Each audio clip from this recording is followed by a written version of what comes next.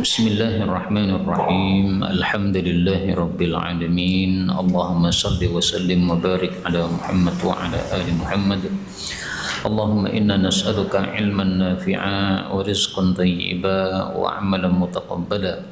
Rabbana taqabbal minna innaka antas sami'ul alim wa tub alaina innaka antat tawwabur rahim. Allahumma ansuril mujahidin warhamil mustad'afin wa dammir a'da'ad-din wa tamis 'ala amwalihim amin ya rabbal alamin. Alhamdulillah kaum muslimat rahimani wa rahimakumullah. Insyaallah kita lanjutkan lagi pengajian hadis pada sore hari ini. Dan pengajian atau amalan yang rutin itu adalah amalan yang paling dicintai oleh Allah Subhanahu wa taala. Sehingga mari kita berusaha beramal soleh secara rutin supaya kita termasuk orang-orang yang dicintai oleh Allah Subhanahu wa taala sampai kita semuanya mendapatkan husnul khatimah. Amin ya rabbal alamin. Pada pertemuan yang lalu sudah kita baca buku ini tentang Riyadhus Shalihat sampai pada hadis 21. Sekarang kita lanjutkan hadis 22.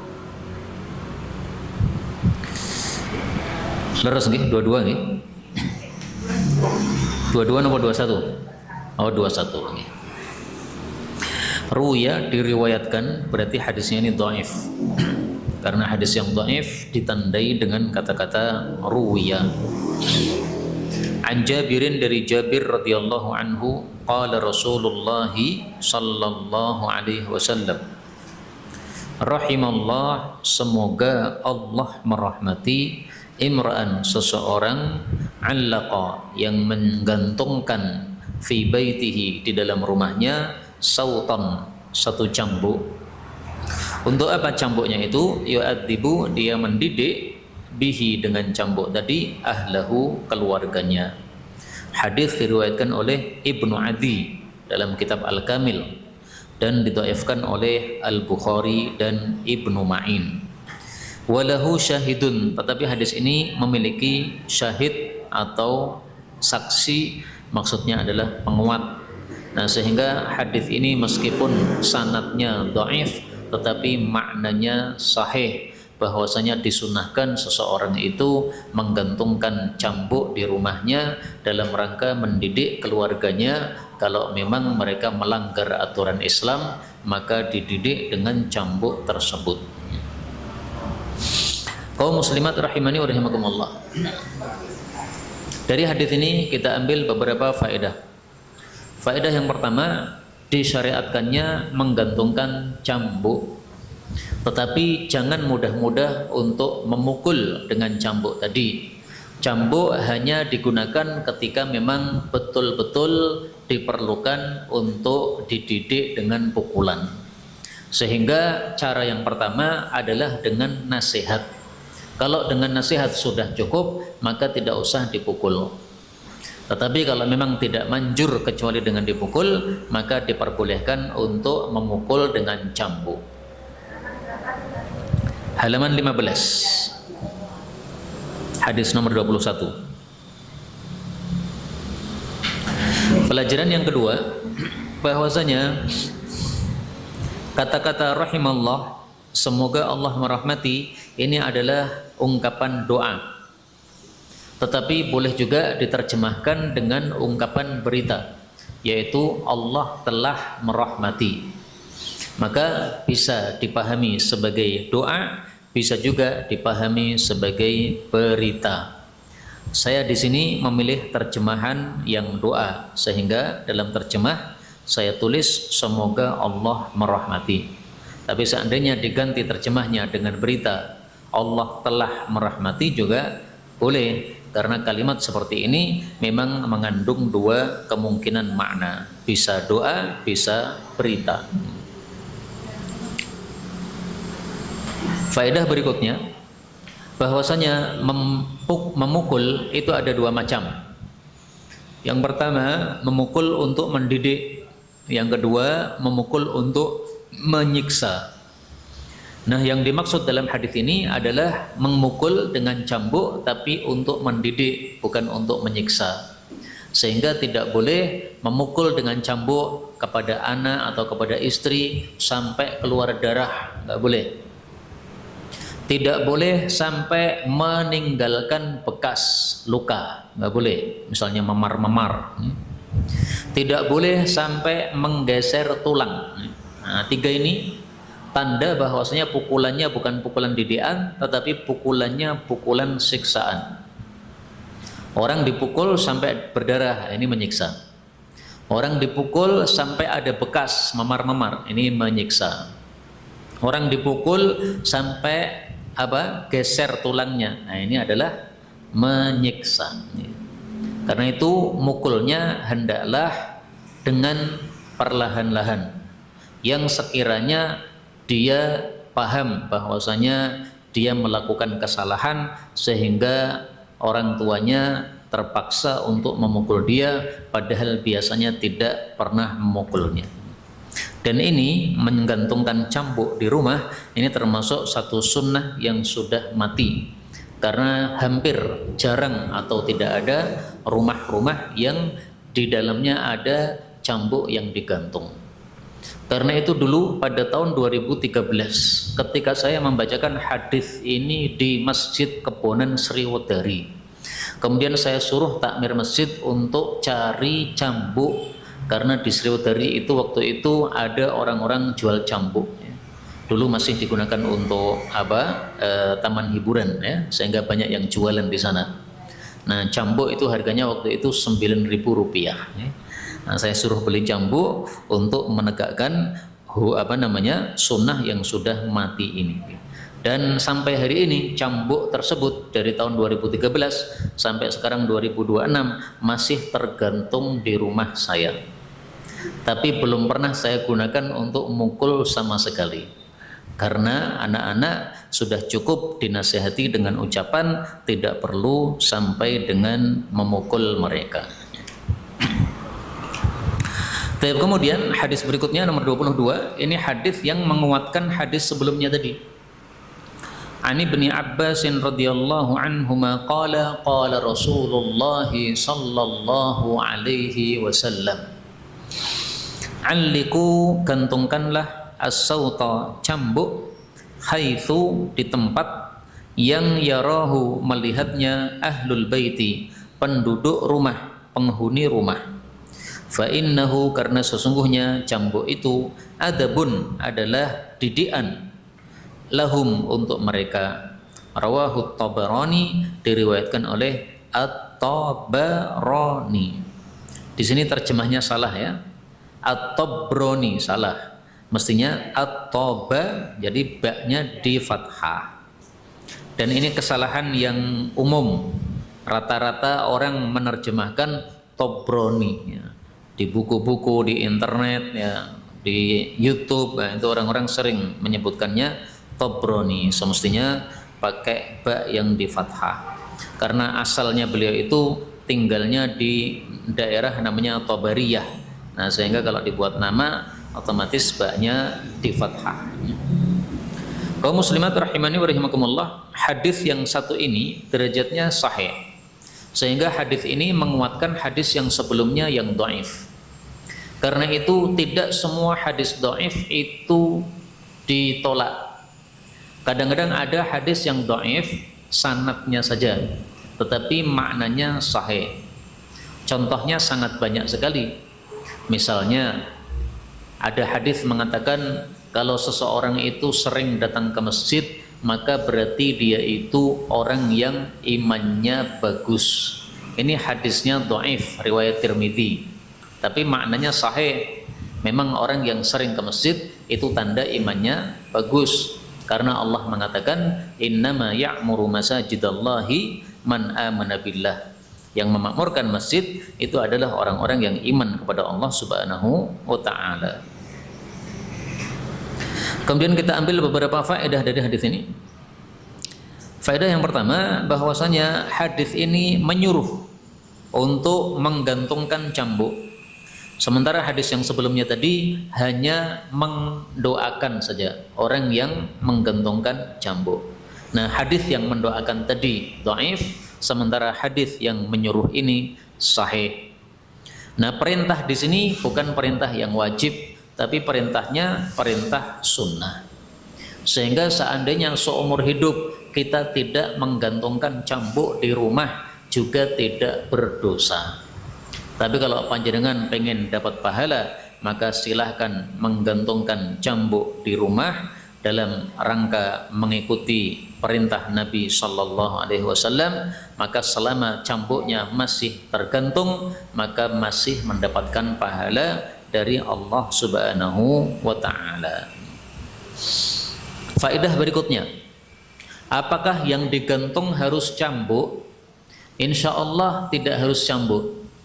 Mau rotan, mau cambuk, mau pentungan, ya, karena tujuannya adalah untuk mendidik.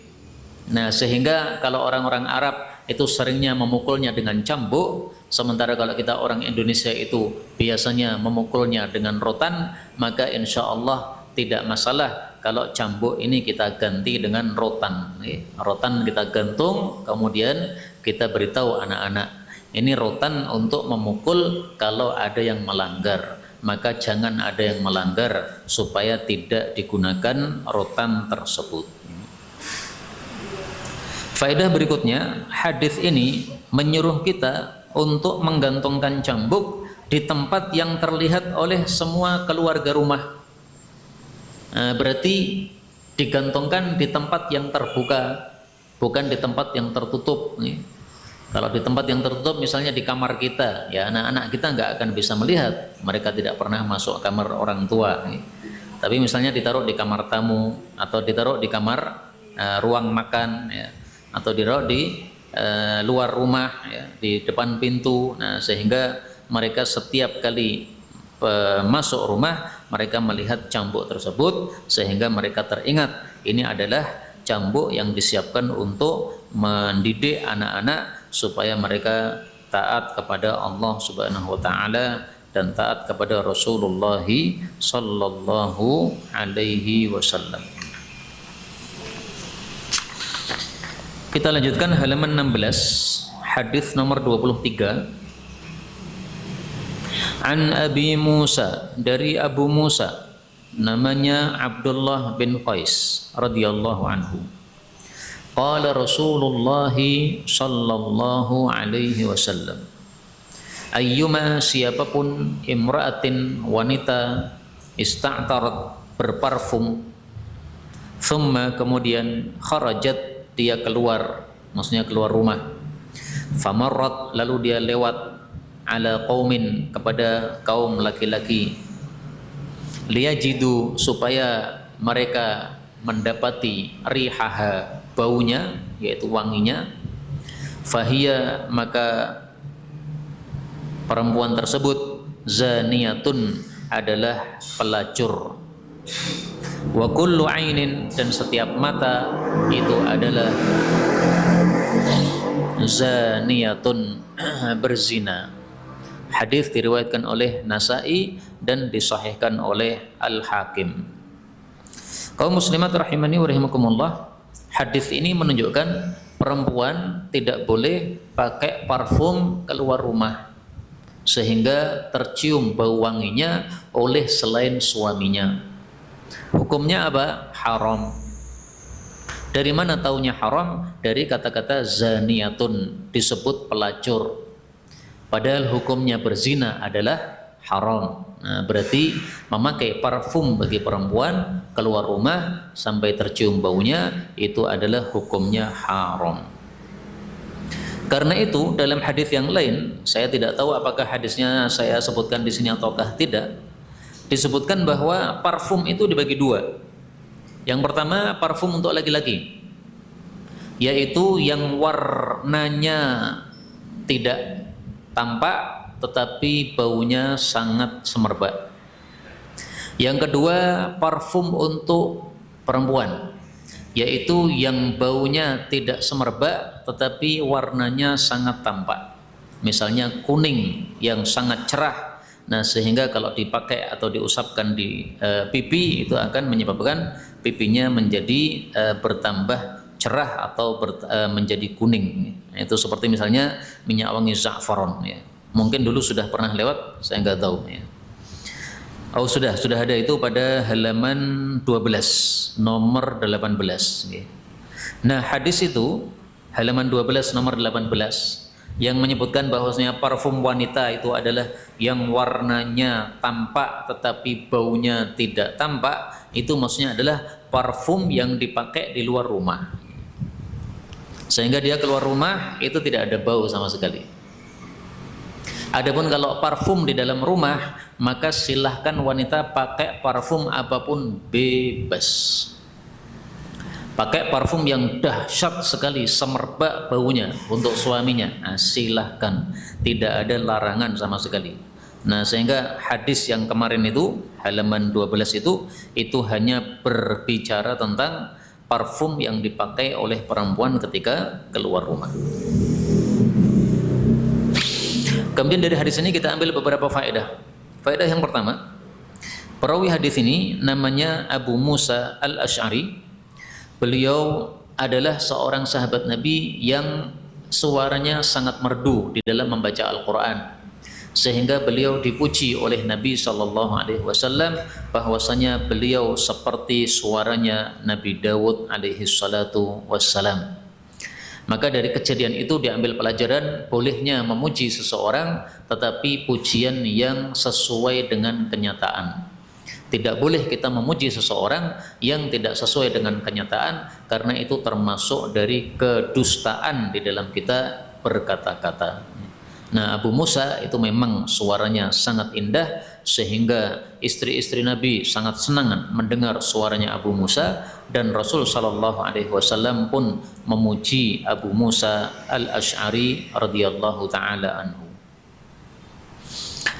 Faedah kedua, hadis ini membicarakan tentang seorang perempuan yang keluar rumah pakai parfum, tujuannya supaya tercium bau parfumnya oleh laki-laki. Tujuannya itu liyajidu, supaya, nah, berarti ada tujuan ya. Tujuannya apa? Supaya mereka mencium bau wanginya tersebut. Itulah yang disebut sebagai pelacur. Tetapi kalau panjenengan keluar rumah pakai parfum, wangi semerbak, tetapi tidak ada tujuan supaya tercium baunya oleh laki-laki, maka tidak termasuk pelacur yang disebutkan dalam hadis ini. Maka perempuan yang pakai parfum keluar rumah itu ada dua ya. Apabila tujuannya supaya tercium oleh laki-laki yang bukan suaminya, nah itu disebut pelacur oleh Nabi. Apabila tujuannya bukan untuk tercium baunya oleh laki-laki, maka bukan termasuk pelacur yang disebutkan dalam hadis ini, tetapi tetap saja hukumnya haram. Jadi bedanya tipis ya. Satunya disebut pelacur, satunya tidak disebut pelacur. Adapun persamaannya sama-sama haram. Kenapa haram? Karena tadi ya sudah diatur oleh Nabi SAW, keluar rumah maka tidak pakai parfum yang semerbak baunya. Faedah berikutnya, kenapa disebut oleh Nabi pelacur padahal dia tidak berzina? Dia disebut pelacur oleh Nabi SAW. Para ulama mengatakan karena dia melakukan satu perkara yang bisa menghantarkan kepada perzinaan. Dia berdandan untuk laki-laki, akhirnya ada laki-laki yang tergoda, akhirnya bertemu, akhirnya berzina. Nah, zinanya itu terakhir, tetapi dimulai dengan parfum terlebih dahulu. Karena itulah para ulama membuat satu kaidah. Kaidahnya mengatakan al-wasilatu ilal harami haramun. Perantara kepada yang haram hukumnya juga haram. Gara-gara pakai parfum akhirnya digoda, akhirnya zina. Nah zina haram kan? Nah berarti menggodanya haram, berparfumnya juga haram. Demikian makna dari kaidah tersebut. Faedah terakhir, dalam hadis ini disebutkan setiap mata adalah berzina. Maksudnya kalau mata melihat sesuatu yang haram maka disebut zina mata. Zina mata termasuk dosa kecil. Adapun yang termasuk dosa besar itu adalah zina kemaluan. Apa perbedaannya dosa kecil dengan dosa besar? Dosa kecil tidak ada hukuman had dari Allah. Jadi tidak ada orang yang melihat sesuatu yang porno kemudian dirajam, nggak ada. Tapi dosa, ya. Tapi kalau dosa besar, nah itu ada hukuman hadnya dari Allah Subhanahu wa Ta'ala. Orang berzina dengan kemaluannya dirajam atau dicambuk. Kalau zina dengan matanya, zina dengan telinganya, zina dengan tangannya, menyentuh yang haram disentuh, nah itu semuanya adalah zina-zina kecil dan semuanya termasuk dosa-dosa kecil, tetapi hukumnya tetap haram, sama dengan zina besar, sama juga haram. Karena itu haram bertingkat-tingkat, ya. Ada yang haramnya dahsyat, ada yang haramnya di bawah itu.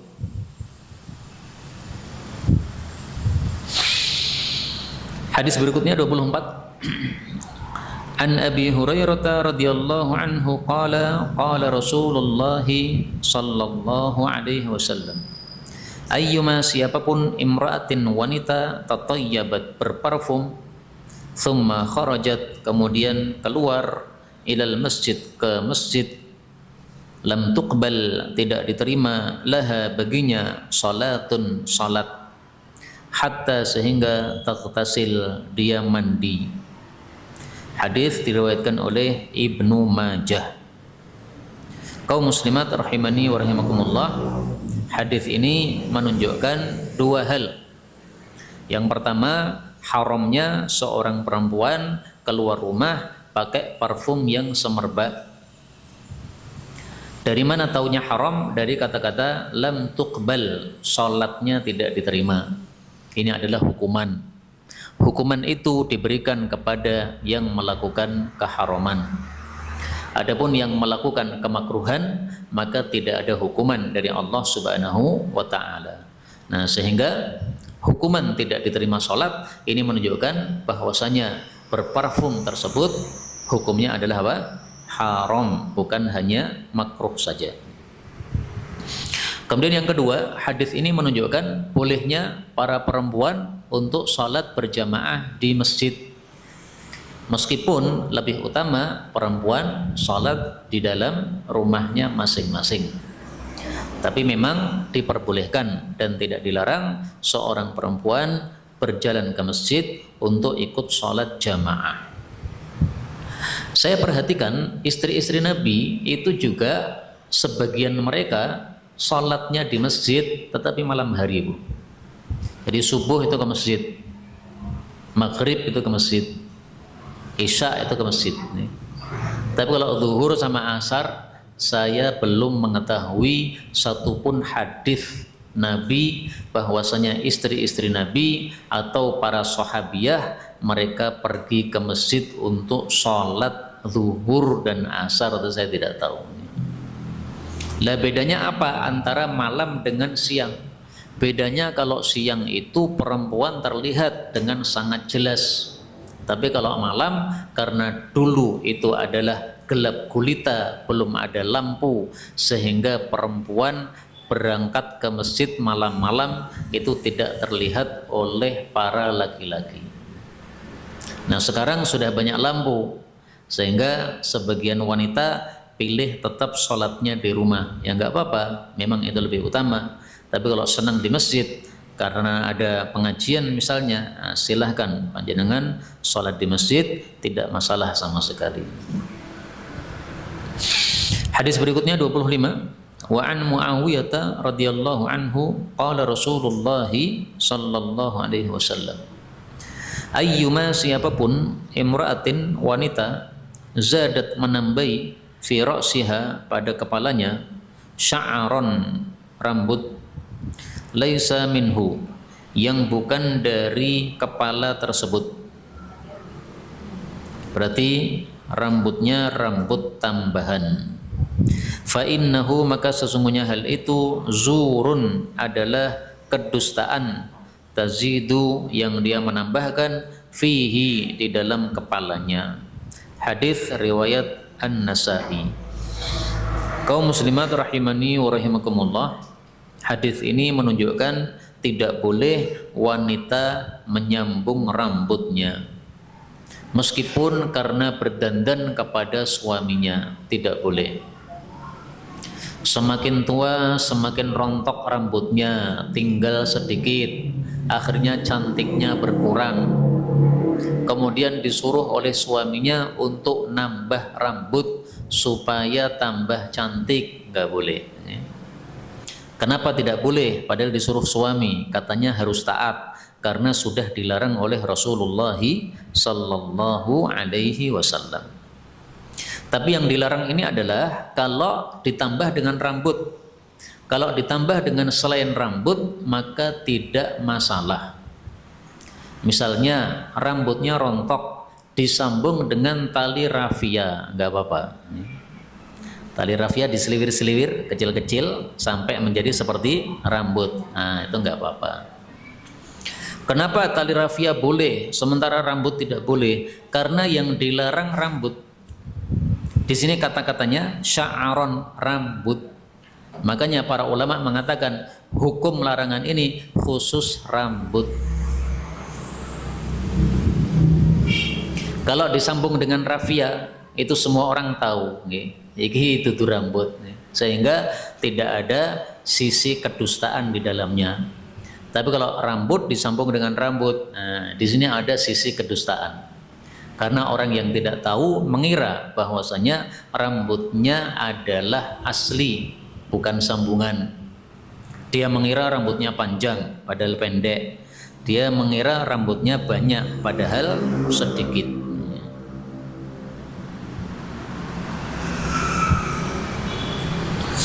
Termasuk di dalam yang dilarang ini adalah kalau seorang wanita pakai wig, rambut yang sudah dibentuk sedemikian rupa tapi bahannya bahan rambut, kemudian dipasangkan di belakang kepala situ. Nah, itu haram hukumnya. Dan ini banyak orang-orang yang dulu ya melakukannya. Sekarang kalau masih ada yang melakukannya, maka hendaklah mereka diberitahu tentang hadis ini ya. Kalau zaman dulu memang hadis-hadis Nabi belum banyak yang tersebar seperti zaman sekarang. Nah, mestinya sudah banyak hadis Nabi yang sekarang tersebar lewat WA dan sebagainya. Nah, semestinya sudah tidak ada lagi yang melakukan hal tersebut. Kemudian dari hadis ini kita ambil satu faedah yang lain, yaitu tentang perawinya. Perawinya adalah Muawiyah radhiyallahu anhu. Muawiyah ini termasuk sahabat Nabi yang menjadi penulis wahyu Nabi sallallahu alaihi wasallam. Jadi Nabi kalau dapat wahyu itu beliau suruh sahabat-sahabatnya untuk menulis. Tolong ditulis, kemudian ditulis di kertas, kadang ditulis di tulang, kadang tulis di kulit. Nah, itu salah satunya adalah Muawiyah radhiyallahu anhu. Dan Muawiyah ini punya kelebihan bahwasanya dia termasuk dari kerabat jauh Nabi Muhammad sallallahu alaihi wasallam. Dia dijuluki dengan istilah khalul mu'minin, pamannya orang-orang beriman. Kenapa dijuluki sebagai pamannya orang-orang beriman? Karena Muawiyah punya kakak perempuan namanya Ummu Habibah. Ummu Habibah ini dinikahi oleh Nabi Muhammad sallallahu alaihi wasallam. Nah, sementara kita memanggil istri-istri Nabi dengan istilah Ummul Mukminin, ibunya orang-orang beriman. Jadi istri Nabi ibu kita. Nah, berarti adiknya istri Nabi adalah paman kita. Nah, ini adalah fadilahnya Muawiyah radhiyallahu taala anhu. Adapun orang-orang yang mengatakan Muawiyah adalah seorang munafik, itu adalah kelompok-kelompok sesat. Seperti misalnya kelompok Syiah Rafidhah, mereka mengatakan Muawiyah munafik. Ini tidak benar. Kenapa mereka mengatakan Muawiyah Rafidhah? Muawiyah itu adalah munafik? Karena Rasul sallallahu alaihi wasallam bersabda kepada Sayyidina Ali, "Wahai Ali, tidaklah membenci kamu kecuali munafik. Wahai Ali, tidaklah mencintai kamu kecuali orang beriman." Nah, kemudian orang Syiah Rafidhah mengatakan Muawiyah ini pernah perang dengan Ali, berarti Muawiyah benci sama Ali. Berarti Muawiyah adalah apa? Munafik. Ini pemikiran yang tidak benar. Apakah perang itu selalu karena benci? Tidak. Buktinya apa? Bahwasanya perang itu tidak selalu karena benci. Buktinya kadang-kadang hanya beda pemikiran, akhirnya terjadi gesekan. Tapi kalau pemikirannya sudah bersatu lagi, gesekannya sudah tidak ada lagi. Dulunya akrab, teman, tetangga, tapi karena ada pemikiran yang berbeda, akhirnya gesekan. Pemikirannya itu sudah tidak berbeda lagi, akhirnya akrab seperti dulu lagi. Nah, berarti tidak selalu ketika ada gesekan atau pertentangan itu berarti berdasarkan kebencian, tidak harus begitu. Maka ketika Muawiyah perang melawan Ali bin Abi Thalib, itu para ulama Ahlus Sunnah mengatakan bukan didasari kebencian, tetapi karena sebabnya adalah karena beda pemahaman. Jadi salah ijtihad Sayyidina Muawiyah, akhirnya terjadi peperangan antara kelompok Muawiyah dengan kelompok Sayyidina Ali radhiyallahu anhu. Demikian dijawab oleh para ulama-ulama kita Ahlus Sunnah wal Jamaah. Berikutnya hadis 26 halaman 17 nih. An Thawbana radhiyallahu anhu qala Rasulullah sallallahu alaihi wasallam, ayyuma, siapapun, imra'atin, wanita, sa'alat, meminta, zaujaha, kepada suaminya, at-talaqa, ditalak, min ghairi, tanpa, ma ba'sin, suatu bahaya. Kalau di situ diartikan tanpa alasan yang benar. Jadi kalau terjemahan tekstualnya min ghairi ma ba'sin, tanpa bahaya. Faharamun, maka haram, alaiha, atas wanita tadi, raihatu, bau al-jannati, surga.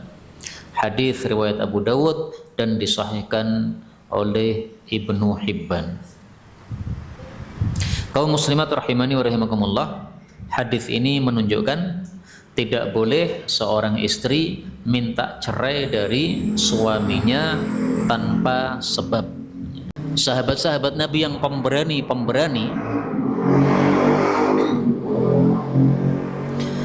mengatakan, kami tidak bisa maju seperti orang tersebut. Karena memang kondisinya lagi kacau.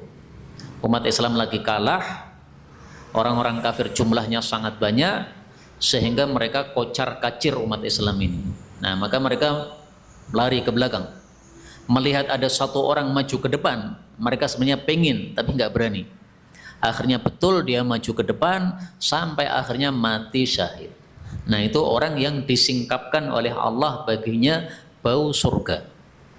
Dia di dunia, surga itu di atas langit, tetapi baunya sampai ke dunia, dibukakan, disingkapkan oleh Allah Subhanahu wa taala. Mudah-mudahan semua kita masuk surga tanpa hisab, tanpa adab. Amin ya rabbal alamin. Mirip dengan masalah ini adalah sebagian orang disingkapkan oleh Allah tentang Lailatul Qadar. Jadi Lailatul Qadar itu tanda-tandanya tidak disingkapkan untuk semua orang. Imam Nawawi pada waktu kecil dia melihat kamarnya terang benderang, padahal malam gelap gulita. Maka dia bangunkan bapaknya, dia bangunkan ibunya, ayo pak, ayo bu, bangun semuanya. Ini kenapa malam ini kok terang sekali di kamar kita, padahal tidak ada lampu yang dihidupkan. Maka bapak ibunya keheranan, ya, terang bagaimana? Ini kan masih gelap. Jadi kamarnya satu, sementara Imam Nawawi merasa terang benderang, sementara bapak ibunya merasa gelap sebagaimana yang lain. Nah, ini berarti disingkapkan tentang Lailatul Qadar khusus untuk Imam Nawawi saja.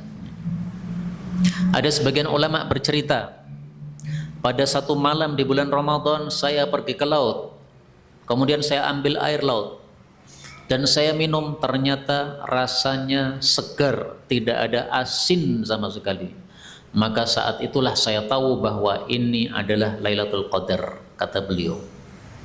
Seandainya malam itu kita bersama beliau, belum tentu kita minum air laut juga rasanya segar. Beliau merasa segar, kita merasa asin. Kenapa? Disingkapkan untuk beliau, tidak disingkapkan untuk kita. Dan masalah seperti ini kita temukan juga dalam kehidupan sehari-hari.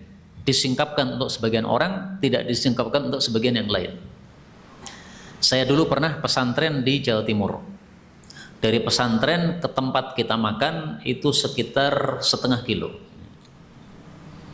Dari pesantren ke tempat kita makan, karena makannya itu di ruang khusus ya, tempat untuk makan, tidak di tempat belajar, maka kita berjalan setengah kilo, melewati barongan ya, kebun yang penuh dengan pring-pring, bambu-bambu yang sangat banyak, gelap gulita.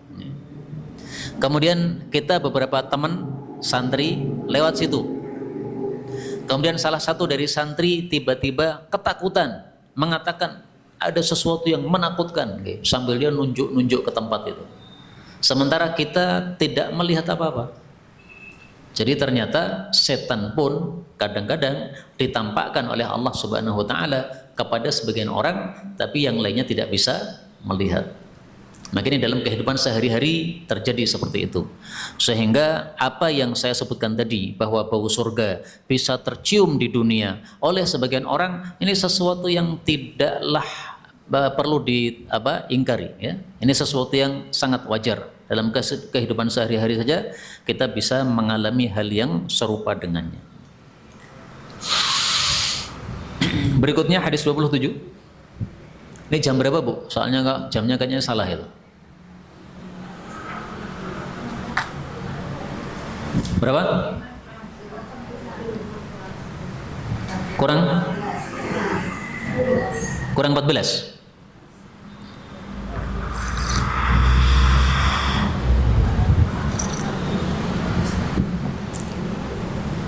Baik, kita lanjutkan ya. 27. Dari Aisyah radhiyallahu anha, Rasul sallallahu alaihi wasallam bersabda, "Ma min imra'atin," tidak ada seorang perempuan, "takhla'u," yang melepas, "thiyabaha," bajunya, "fi ghairi baitiha," pada selain rumahnya, "illa," kecuali, "hatakat," dia telah merobek, "ma bainaha wa bainallah," apa yang ada di antara dia dengan Allah. Maksudnya tabir kehormatan dia sudah robek dari Allah Subhanahu wa taala. Hadis riwayat Abu Dawud. Hadis ini menunjukkan tidak boleh seorang perempuan menampakkan auratnya di depan selain suaminya. Itu maksud hadis ini. Jadi yang dimaksud tidak boleh melepas baju di selain rumahnya, itu maksudnya tidak boleh menampakkan aurat kepada selain suaminya. Dia lepas baju, akhirnya berbuat selingkuh dengan orang lain. Nah, di rumah yang rumahnya bukan rumah suami, di rumahnya selingkuhannya tadi, atau di hotel, atau dimanapun juga ya. Itu maksudnya. Sehingga seandainya terjadi perselingkuhan di rumah suaminya, dia melepas baju di rumah suaminya, tapi dia melepasnya kepada selain suami, sama saja hukumnya. Karena yang dimaksud di sini adalah menampakkan aurat kepada selain suami. Jadi kalimat di sini melepas baju pada selain rumah suami itu karena biasanya orang selingkuh, orang melepas baju untuk selain suami itu tidak di rumah suami biasanya. Tapi ada kejadian orang selingkuh di rumah suami. Karena teman saya pernah cerita ya. Dia mengatakan, akhirnya istri saya ceraikan. Saya tanya, kenapa? Karena dia sudah mengakui selingkuh di rumah saya. Loh, kok bisa? Iya, pas saya bekerja dia malah kencanan sama pacarnya. Akhirnya kemudian berbuat selingkuh di rumah saya. saya pas kerja. Setelah saya pulang seperti nggak ada apa-apa. Tetapi tetangga-tetangga yang bilang, ndek mau bojomu diparani pacari. Akhirnya ditanya, tonggo-tonggo ngomong ini bener ora? Nggih bener. Nggih. Akhirnya dicerai. Nah, maka kadang-kadang apa? Terjadi perselingkuhan di rumah suami. Ya, kurang ajar sekali. Rumahnya bukan milik dia, malah memasukkan orang yang bukan pemilik rumah, malah berbuat selingkuh di situ. Nah, ini kesalahan double-double, tumpuk-tumpuk. Maka sepantasnya orang seperti itu untuk diceraikan, dia sudah bersikap yang benar. Mudah-mudahan semua kita dijaga oleh Allah sehingga tidak terjadi apa yang tidak kita inginkan di dalam seluruh keluarga kita. Amin ya rabbal alamin. Hadis yang terakhir pada pertemuan kali ini 28. An Ammar bin Yasir, dari Ammar bin Yasir radhiyallahu anhuma. Kenapa anhuma? Karena dua-duanya sahabat Nabi. Qala Rasulullah sallallahu alaihi wasallam, thalathatun, ada 3 orang, la yadkhulunal jannata abada, yang mereka tidak masuk ke dalam surga selama-lamanya. Yang pertama, ad-dayyuth, laki-laki yang dayyuth, yaitu yang membiarkan keluarganya berbuat selingkuh. Kalau di sini diartikan apa? Laki-laki yang tidak memiliki rasa cemburu terhadap keluarganya. Jadi dibiarkan keluarganya berselingkuh. Yang kedua, warrajilatu, dan perempuan yang menyerupai laki-laki, minan nisa, dari kalangan perempuan. Yang ketiga, wa mudminu, dan orang yang terus-menerus meminum al-khamri, minuman keras. Hadis diriwayatkan oleh At-Tabarani. Kaum muslimat rahimani wa rahimakumullah, hadis ini menunjukkan bahwasanya 3 perbuatan ini termasuk dosa besar sehingga diancam tidak masuk ke dalam jannah selama-lamanya.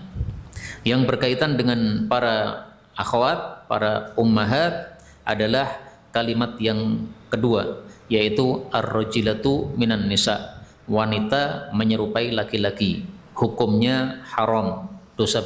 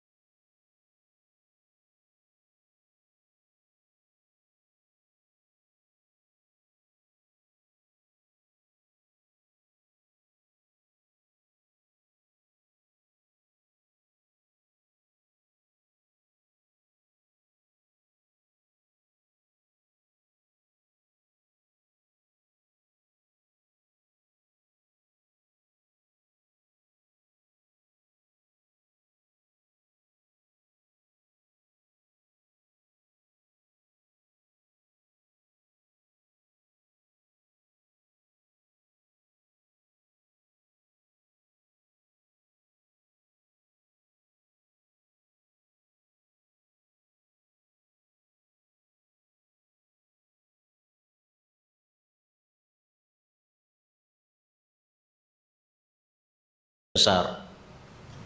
Contohnya, wanita pakai sepeda motor trail. Ada enggak, Bu?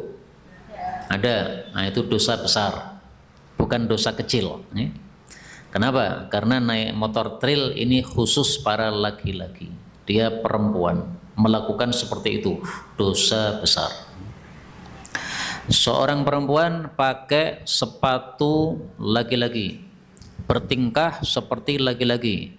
Kalau zaman dulu bawa pedang diselempangkan di dada. Nah, itu adalah menyerupai laki-laki. Hukumnya haram, dosa besar. Karena itu di dalam Islam tidak ada jihad fisabilillah, perang, kemudian menyuruh para wanita untuk ikut terjun bawa senjata. Enggak ada. Di semua negara mungkin prajuritnya ada laki-laki, ada perempuan. Nah, ini semestinya diperbaiki, enggak seperti itu. Perempuan dengan laki-laki harus dibedakan. Kalau perempuan, maka tugasnya tidak mengangkat senjata. Kalaupun dia mengangkat senjata, maka di balik layar saja. Tidak seperti laki-laki yang bawa senapan, dipetanteng-petanteng di sana kemari. Nah, itu tidak pantas untuk para perempuan. Maka apa yang terjadi? Apa yang terjadi di dunia saat ini banyak yang tidak sesuai dengan ajaran Nabi Sallallahu Alaihi Wasallam. Kemudian kata-kata tidak masuk surga selama-lamanya ini ada dua makna. Makna pertama, betul-betul tidak masuk surga selama-lamanya berarti kekal di neraka. Kapan makna ini dipakai? Apabila tiga perbuatan ini dilakukan dengan meyakini kehalalannya. Ada orang minum minuman keras, meyakini minuman keras halal. Nah, dia sudah murtad. Karena murtad, masuk neraka kekal. Ada perempuan menyerupai laki-laki dan dia meyakini ini halal. Maka dia sudah murtad, kemudian dia masuk neraka kekal. Ada laki-laki membiarkan istrinya selingkuh dan dia meyakini seperti ini halal. Nah, maka dia murtad dan dia kekal di neraka. Makna yang kedua, yang dimaksud kekal itu adalah berada di dalam neraka lama. Jadi tidak masuk ke dalam surga selama-lamanya, maksudnya di nerakanya lama. Kapan makna ini dipakai? Apabila tiga perbuatan ini dilakukan tetapi tidak meyakini kehalalan. Ada orang minum minuman keras, padahal tahu bahwasanya dia haram. Tapi karena teman-temannya sudah sering minum, dia ikut-ikutan. Nah, maka orang seperti ini berarti masuk ke dalam neraka lama, tapi masih ada kesempatan masuk surga setelah diselesaikan siksanya di dalam neraka. Perempuan menyerupai laki-laki dan dia tahu haram, tapi dia tidak menghalalkannya. Atau karena dia tidak pernah belajar agama, dia tidak tahu kalau seperti itu haram. Nah, ini dosa besar, masuk ke dalam neraka lama.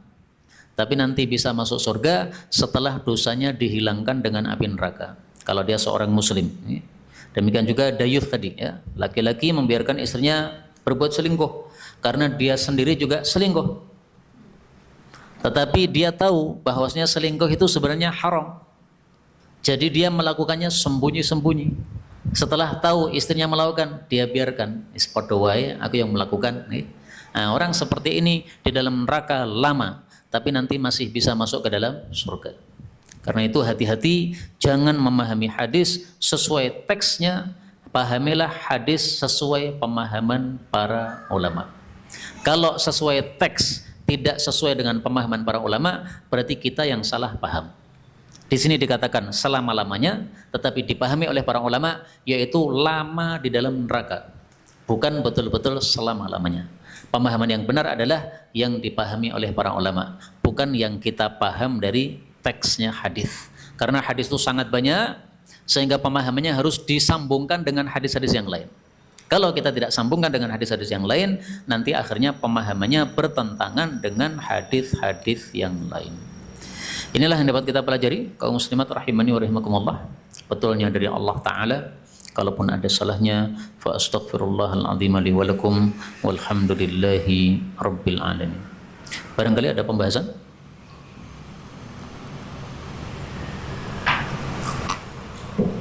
Monggo ibu yang mau tanya masih ada waktu.